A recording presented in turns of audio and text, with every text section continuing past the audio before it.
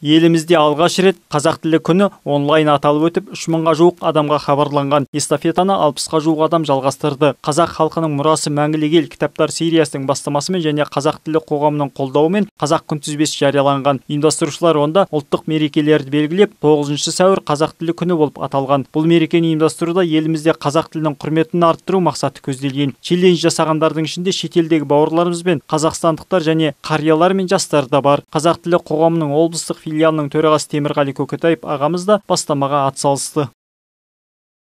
Мына іс шараны азаматтар керемет жақсы ұйымдастырған екен.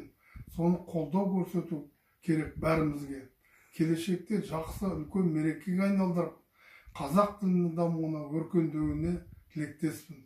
Қазақтың тілі басқа тілдерден еш жері кем емес, артық болмаса, барлық жағынан да сондай дәрежеге жеткізу ол біздің қазақ азаматтарының қолында. Елімізде орын алған індетке байланысты қашықтан әлеуметтік желілерде ұйымдастырылған байқау желі қолданушылары арасында үлкен қызығушылыққа ие болды. Өнер эстафетасына жақын шетелдерден қаракөз бауырларымыз қатысуға өтініш білдіріп, жүрекжарды құттықтауларын жолдаған. Қазақ тілінің мәртебесін көтеруге бағытталған шараның бас демеушісі меценаттар клубы. Бұл шараға алматылық ұлттық спорт жанашыры Бағдат Мүптекқызы да қолдау білдіріпті. 9 сәуір қазақ тілі күні. Барша ана тілін ардақтайтын, туған тілін құрметтейтін халықты осы үлкен мерекемен құттықтаймын.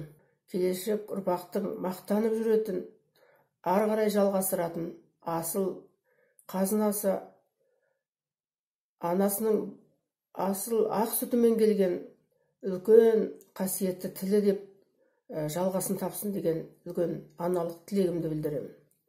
Facebook желісінде жарияланған байқауға моңғолиялық қазақ жастары да құттықтау арнап өз өнерлерін жолдапты. Ол бейне жазбаны 200 сағаттың ішінде 2,5 мың желі қолданушысы көрген. Өнер эстафетасына қатысқан жүлдегерлер естелік сыйлықтармен марапатталады. Қазақ күнтізбесінде белгіленген осынау айтулы күн дәстүрлі түрде жылда аталып өтеді дейді ұйымдастырушылар. Жаңабек Нар, Дастан Шанин, 1 Қарағанды телеарнасы.